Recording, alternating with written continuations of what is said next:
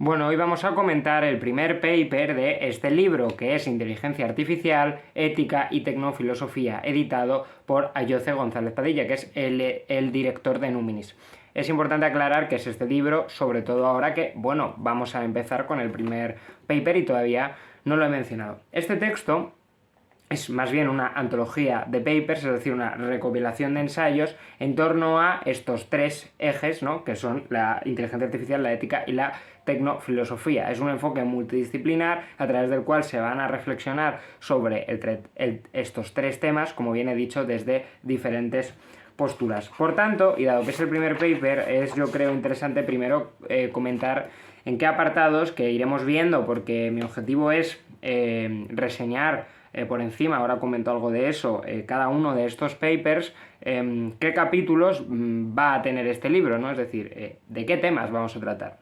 Bueno, el capítulo 1 es eje temático sobre inteligencia artificial, el capítulo 2 es ética, derecho y educación en torno a la inteligencia artificial, el capítulo 3 es arte, IA, creatividad y patrimonio digital, y el capítulo 4 es Inteligencia Artificial, Transhumanismo y Tecnofilosofía. Aún así cuenta con otro apartado, ¿no?, que es contenido extra, materiales diversos en torno a la IA, la filosofía política, el ciberespacio y la biotecnología. Lo veremos también, esto entra en este apartado. IA y actualidad, filosofía política, ciberespacio y crisis ecosocial.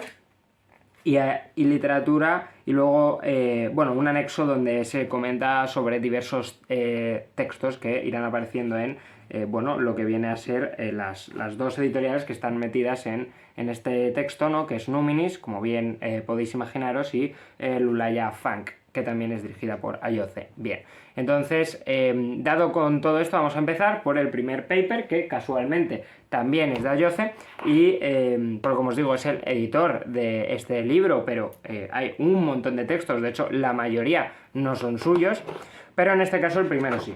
Y el primero, no sé para qué me deshago del libro, porque el primero es Sesgo Queer, pero me apetecería y me parecería importante leeros lo que viene a ser el nombre completo. Y el nombre completo es Sesgo Queer, Inteligencia Algorítmica.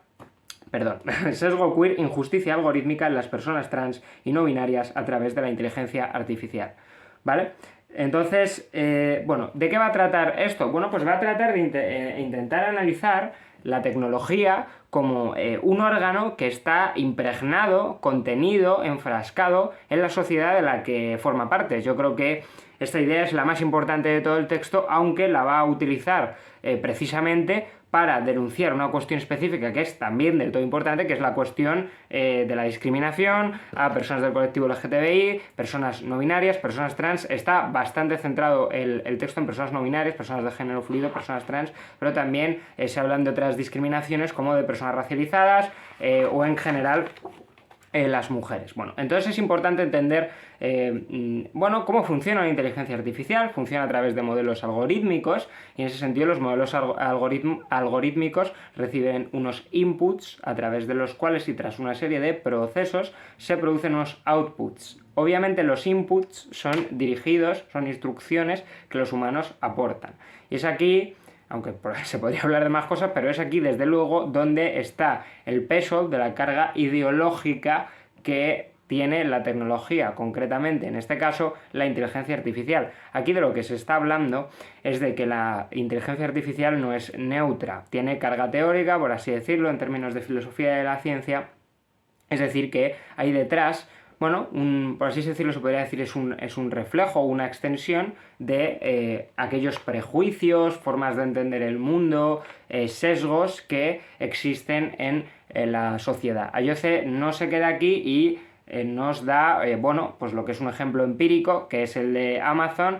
En 2014, desarrolla una inteligencia artificial con el objetivo de elegir empleados, y resulta que en puestos de alto cargo este algoritmo acaba por no elegir a mujeres porque en sus inputs se da cuenta de que la inmensa mayoría de los altos cargos básicamente son hombres, y entonces entiende que las personas más cualificadas para estos puestos son hombres. Claro, esto podemos empezar a reflexionar sobre ello. Primero que nada, vemos claramente la bien y famosa frase correlación no implica causalidad, ¿no? Es decir, claro, hay más hombres que mujeres, pero eso no significa, en altos cargos, pero eso no significa que los hombres estén más capacitados para esos altos cargos. La IA, por así decirlo, muy entrecomilladamente, porque realmente simplemente es estadístico, deduce eso, y a partir de ahí no se escogen mujeres. Claro, ¿qué pasa? ¿Por qué había más hombres ocupando altos cargos? Por un sesgo histórico, patriarcal, que tiene una historia concreta que conocemos y que de repente se ha transferido a la inteligencia artificial y está reproduciendo el sesgo que nuestra sociedad tenía a futuro en los siguientes empleados, que ya tampoco son mujeres, y encima a veces sin que nos demos cuenta.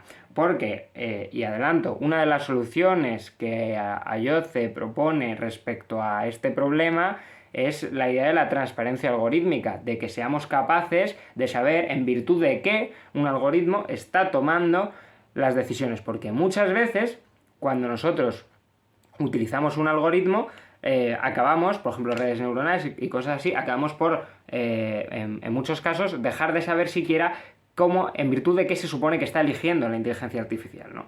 Y eso es un problema, porque al haber esa falta de transparencia se pueden estar produciendo injusticias y que nosotros siquiera podamos detectarla, ¿no? Entonces, eso por un lado.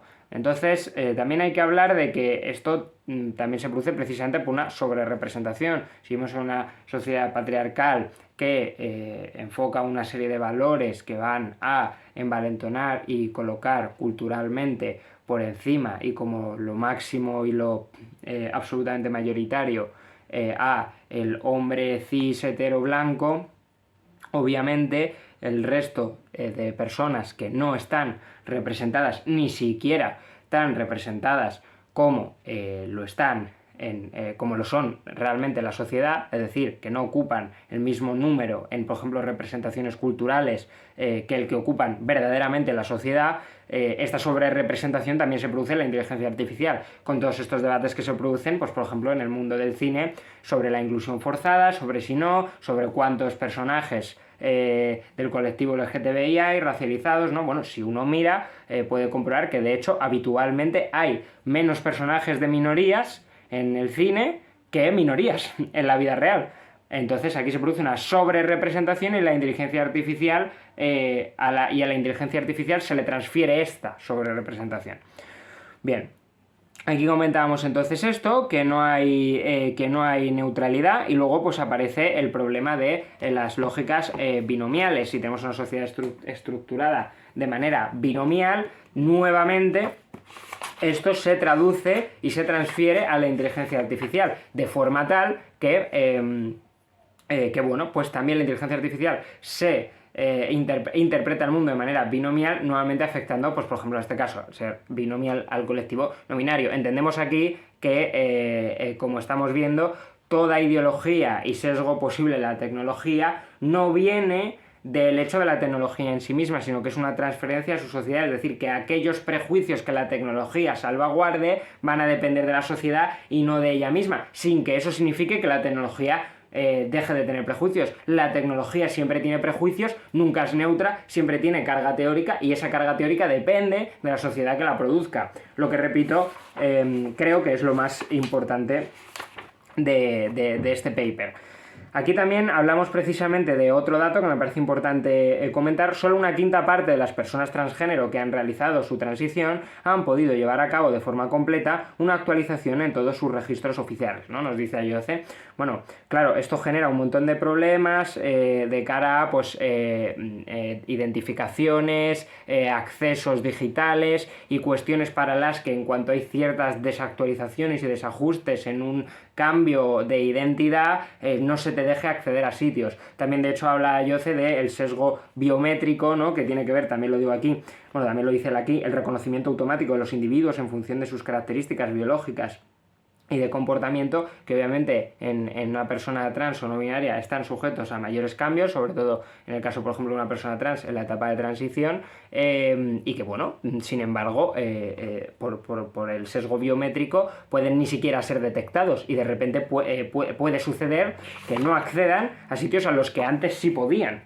Y aquí nuevamente se perpetúa el que Ayoce denomina el sesgo queer. También habla sobre esta idea de identificación, como identifica por esta sobrerepresentación del hombre blanco, identifica mucho peor a personas negras. Por ejemplo, se ve que incluso para iconos de la cultura como puede ser Serena Williams no la identificaba bien, y en este tipo de cuestiones se sigue viendo la perpetuación del sesgo queer, por lo que nos toca hablar de qué soluciones podemos aportar a esto, ¿no?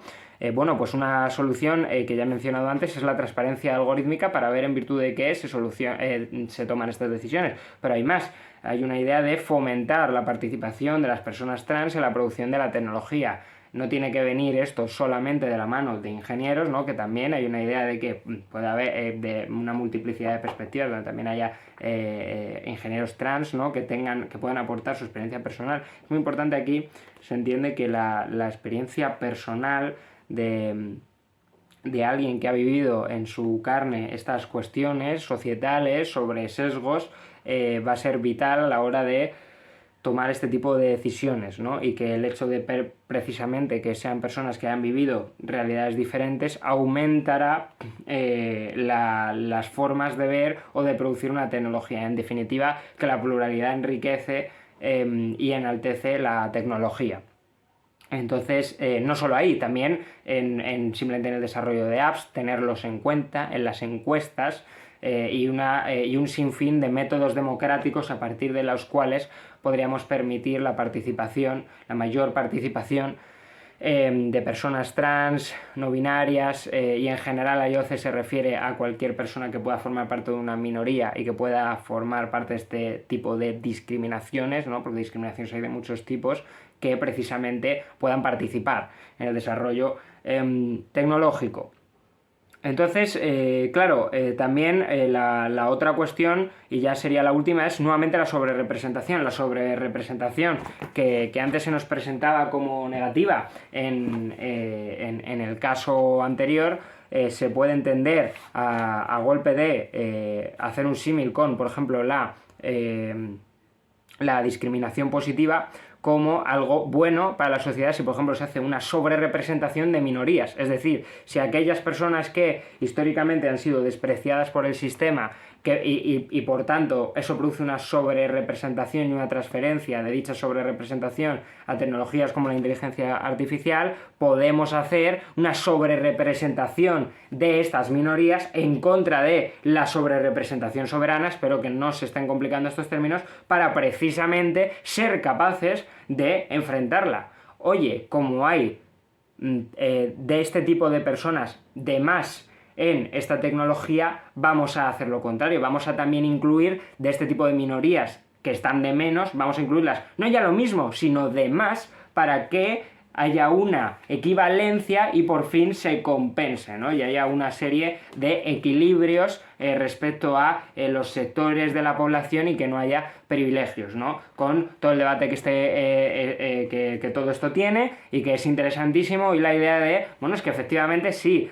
sobrerepresentamos, llegamos antes a la igualdad, y luego el debate sobre si es legítimo sobrerepresentar para dejar de sobrerepresentar, ¿no? Porque es al final una especie de medida aceleracionista que tiene el objetivo de llegar a la igualdad antes de lo previsto, por así decirlo, pero con el cliffhanger, con el problemita de que tienes que también hacer lo mismo que se hacía antes, ¿no? Ese es el problema. Claro, la cuestión es que aquí, por ejemplo, muchas personas argumentan que ya no solo es que se llegue antes, es que dado el sistema actual, solo haciendo eso se llegaría a la verdadera igualdad. Bueno, yo lo dejo que lo piensen ustedes y saquen sus propias conclusiones de aquello que piensan. Pónganlo en comentarios, debatamos un poco. Esto es un canal de filosofía. Me interesa también hablar de qué tipo de aplicaciones se pueden hacer para ayudar a las personas trans, ya que Ayoce lo comenta, y mira, este puede ser también un canal para dar herramientas. Bueno, tenemos YouSignal, que aumenta la seguridad de las mujeres trans y de las personas de color no binarias, permitiéndoles alertar a sus contactos más seguros cuando se encuentren en una situación de amenaza física. Tenemos TransTime, para que documenten su transición y puedan encontrar una comunidad afín.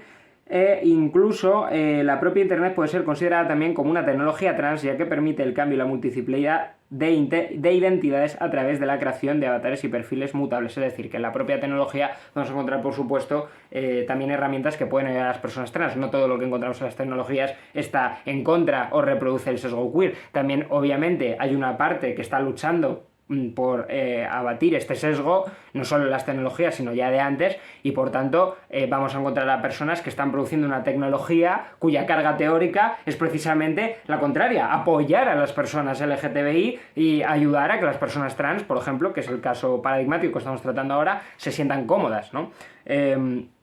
Bien, y ya por último, lo que sí que queda, que es también interesante, pues una especie de recorrido muy breve sobre ciertas cuestiones del feminismo. Aparece Simone de Beauvoir, Judith Butler, y bueno, pues aquí lo que tenemos es una serie de perspectivas sobre feminismo, pensamiento de género y qué teorías pueden aparecer. Me interesan dos, porque son las que le interesan a Ayoce y yo las voy a comentar en este texto, por supuesto, no digo que solo le interese eso. Tenemos en un caso la idea del cyborg, ¿no?, de Donna Haraway, que, bueno, pues la verdad es que es bastante criticado en el texto y yo lo entiendo porque por una chica que se llama Miralles, porque claro, la idea es que el cyborg es una buena representación de superar la dicotomía hombre y mujer, porque no tiene género y a la vez tiene todos, es esa figura indeterminada, difusa, pero claro, tiene ciertos problemas. Primero, que no conecta ni da cuenta de la discriminación histórica que ha sufrido la mujer. Este es otro debate, ¿no? Es decir,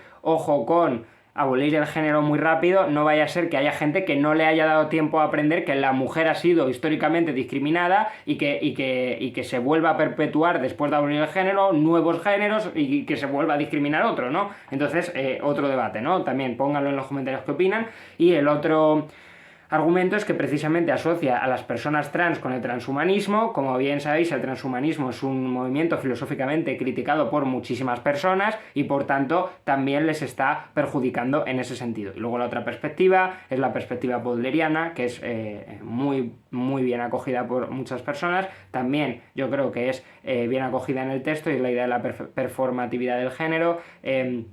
La idea de que el género es cultural, está asociado a un contexto y es una forma que la persona tiene de vivir el sexo con relativa a ciertas costumbres, cierta manera de comportarse. Nuevamente aquí la palabra clave es performatividad, ¿no? Es una forma de actuar, una forma de estar en el mundo.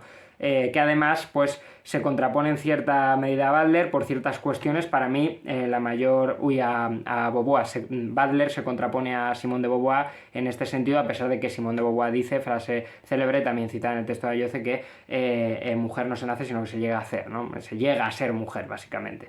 Entonces, a pesar de eso, para mí la diferencia clave con Butler es que Butler considera el propio sexo una parte del género, pretende también desdicotomizar el sexo y en ese sentido realmente Butler entiende el género y el sexo como un todo y no quizás como una dicotomía como un feminismo más tradicional ha podido entender, ¿no? Sino que realmente el sexo también debe ser deconstruido y introducido en esa performatividad. Yo recuerdo cuando leí El género en disputa se hablaba de personas intersexuales, de que llegan hasta el 8% de la población según algunos estudios, y que realmente en los debates sobre qué es ser de un sexo o de otro en biología realmente no hay nada claro, ¿no? Y que tal vez, afirma Butler, eso tiene que ver más bien con un intento de dicotomizar algo que no es dicotomizable, sino que más bien estadísticamente bueno, pues hay personas que se parecen más a lo que llamamos mujeres y personas que se parecen más a lo que llamamos hombres, pero que realmente no es algo así como cerrado y en la naturaleza tal cual y de manera estricta hombres y mujeres, sino que de hecho estadísticamente encontramos una multiplicidad genital incluso, ¿no? De hecho, que es a lo que apela Butler en El género en disputa, ¿no? Por tanto, el sexo también es introducido en ese conjunto de formas de actuar y de ser entretejido y entendido por la sociedad, que es el género, ¿no? Y en ese sentido, Butler da un paso más que Simone de Beauvoir y que cierto feminismo tradicional, incluso que el más tradicional, como puede ser, por ejemplo, el de Wollstonecraft, ¿no? Donde género ni siquiera aparece. Y bueno, pues con esto hemos acabado, espero que les haya gustado el vídeo y bueno, tengan en cuenta que este vídeo, este canal, esta divulgación no puede ser exhaustiva y que realmente si quieren del todo profundizar en la idea del sesgo queer, entenderlo perfectamente, efectivamente hay que ir a leer a Yoce y a ver qué nos dice, y porque dice muchas más cosas de las que yo he dicho aquí, obviamente. Por tanto, nos vemos, lea mucho y disfruta.